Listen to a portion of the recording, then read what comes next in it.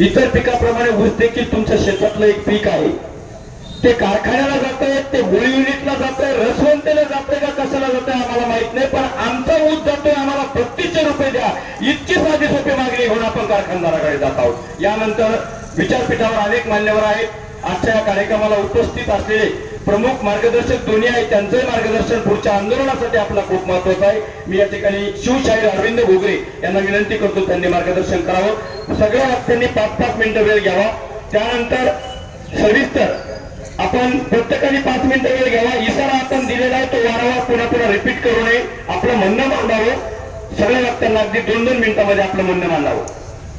इतिहासातील शेतकऱ्यांचा पहिला राजा कुळवाडी भूषण छत्रपती शिवाजी महाराज अंबड घनसावंगी परिसरातून या ठिकाणी मोठ्या संख्येने या ठिकाणी शेतकरी जमलेले आहेत.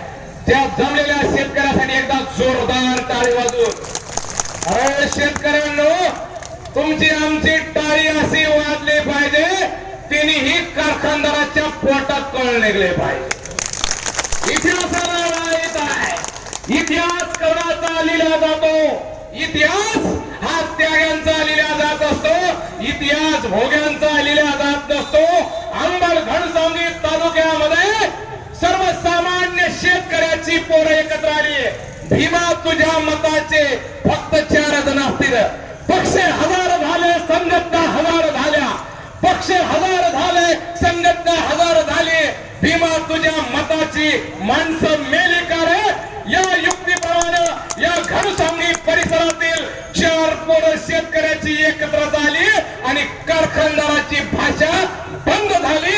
एकदा जोरदार टाळ्या वाजवून आपण त्यांचं स्वागत करूया, त्यांच्या पाठीवर कौतुकाची थाप देऊया. मित्रांनो, हा संघर्ष कशासाठी पेटला? का पेटला?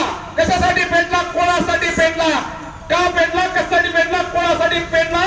तुमच्या आमच्या मनामध्ये एक खुणगाट पेटली पाहिजे. काय शेतकरी, ऊस काय, शेतात राब राब राबणाऱ्या शेतकऱ्याची परिस्थिती काय? आज या देशामध्ये लोकशाही आहे का? आज या देशामध्ये लोकशाही आहे का? इस देश में लोकतंत्र होता, इस देश में लोकतंत्र होता, किसान खुदकुशी नहीं करता. इस देश में लोकतंत्र होता तो किसान का बेटा सरहद पर शहीद नहीं होता. इस देश में लोकतंत्र नहीं आहे कसे म्हणावे देशात लोकशाही? आहे कसे म्हणावे देशात लोकशाही? खुर्चीवरी बसले खुण्याचे खुणे शिपाई, खुर्चीवरी बसले खुण्याचे खुणे शिपाई. निष्पाप शेतकऱ्यांना हे घालतात लाठ्या काठ्या गोळ्या. निष्पाप शेतकऱ्यांना हे घालतात लाठ्या काठ्या गोळ्या आणि सत्कार चोरट्यांचे करतात राजेशाही. आहे कसे म्हणावे देशात लोकशाही? म्हणून तुम्हाला आम्हाला प्रश्न पडला पाहिजे. काय प्रश्न पडला पाहिजे? इतिहासामध्ये ज्या ज्या दिवशी साहेब समविचारी लोक एकत्र येत असतात त्या दिवशी क्रांतीचं पर्व सुरू होत असतं. अंबड घनसावंगी मध्ये ऊसाच्या संदर्भात कोणी बोलायला तयार नव्हतं, पण युवा शेतकरी संघर्ष समिती तयार झाली, कारखानदाराची बोलती बंद केली. एवढी ताकद तुमच्या आमच्या मनामध्ये पेटलेली आहे. मित्रांनो, राहिला प्रश्न तुमच्या आमच्या विचाराचा. लोकशाहीचा सिद्धांत आहे, ज्याची समस्या त्याने सोडावी लागणार आहे.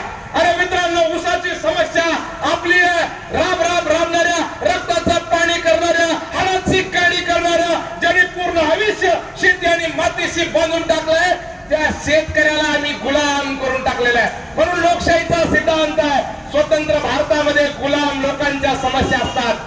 आज शेतकऱ्याच्या समस्या आहे, ना अदानीची समस्या आहे, ना अंबानीची समस्या आहे, ना तिन्ही कारखानदाराची समस्या आहे. समस्या कोणाची आहे? समस्या शेतकरी बापाची आहे. समस्या कॉलेजमध्ये शिकणाऱ्या शेतकऱ्याच्या पोराची आहे. म्हणून मित्रांनो, तुम्ही आम्ही खुणगाट बांधली पाहिजे. ही एकीची शक्ती, एकीची ताकद दाखवून दिलेली आहे तुम्ही. आणि येणाऱ्या काळामध्ये इशारा काय या सभेचा? ही सभा कशासाठी आहे? हे ना मनोरंजन आहे, ना हा विनोद आहे, ना टाइमपास आहे. आणि तुम्हाला आम्हाला प्रश्न पडला पाहिजे, आम्ही कोणत्या पक्षाचे? आता सगळ्याचा प्रश्नच क्लिअर करतो. आम्ही कोणत्या पक्षाचे? ना आम्ही कोणत्या पक्षाचे, ना आम्ही कोणत्या पिलाचे. अरे आम्ही राब राब राबणाऱ्या शेतकरी बापाचे आणि शेतकऱ्याच्या हिताचे. मित्रांनो, म्हणून ही तळमळ आम्ही का बोलतोय? कोणीतरी बोललं पाहिजे, कोणीतरी काम केलं पाहिजे शेतकऱ्याच्या हितासाठी. जिथं जिथं शेतकऱ्याचं हित आहे तिथं रात्रंदिनामा युद्धाचा प्रसंग. गेली 15-20 दिवस झाले मित्रांनो, ही मंडळी कशासाठी काम करतात, कोणासाठी काम करतात? शेतीमध्ये राबणाऱ्या कष्टकरी बाबासाठी काम करतात.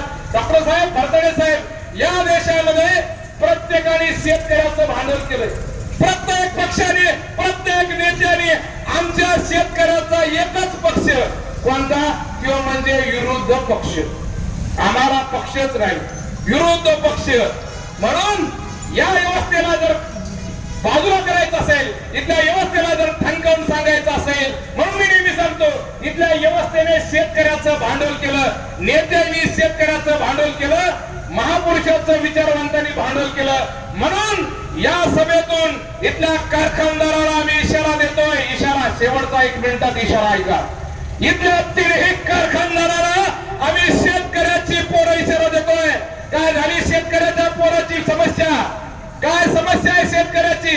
शेतकऱ्याच्या बांधावरती आले नवे दलाल, शेतकऱ्याच्या बांधावरती आले नवे दलाल. ते झाले रे मालामाल, तू झाला रे शेतकरी कंगाल. ते झाले मालामाल, ते झाले रे मालामाल, तू झाला रे कंगाल. इशारा आम्ही एकच देतो, येणाऱ्या 2 दिवसामध्ये तिन्ही कारखानदारांनी एकत्र येऊन एक शेतकऱ्याच्या हिताचा ऊस शेतकऱ्याचा चांगला निर्णय घ्यावा. 3200 रुपये पहिला हप्ता शेतकऱ्याला जाहीर करावा.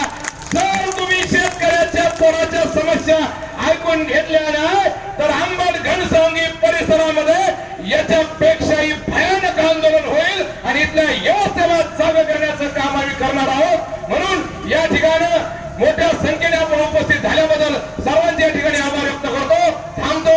जय जवान, जय किसान. एकदा शेवटचा नारा देऊया. शेतकरी एकजुटीचा. अरे आवाज कसा आहे? शेतकऱ्याचा आवाज कसा आहे? कळू द्या जरा आजूबाजूला, कळू द्या जरा आजूबाजूला. शेतकरी एकजुटीचा. शेतकरी एकजुटीचा. जय जवान. शेवटपर्यंत आवाज करा पाहिजे. शेवटपर्यंत दोन्ही हात करून. अरे शेतकऱ्याच्या औलादा मातीचं काळीस फोडून हिरवं स्वप्न फोडणाऱ्या शेतकरी बापाच्या औलादा हात वर. इकडे शेतकरी नाही का? आमची माझ्या मला मालिक का? हात वर सगळ्यांचे कॅमेरा. अरे बघा जरा डोळं उघडून. ही घनसावंगी अंबड परिसरातली शेतकरी एकत्र आले.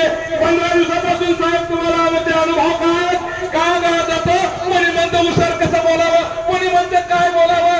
40 वर्षाची यांची हरामखोराची सत्ता युवा शेतकरी संघर्ष समितीने बाजूला केलेली आहे. हा सर्वात मोठा विजय मित्र.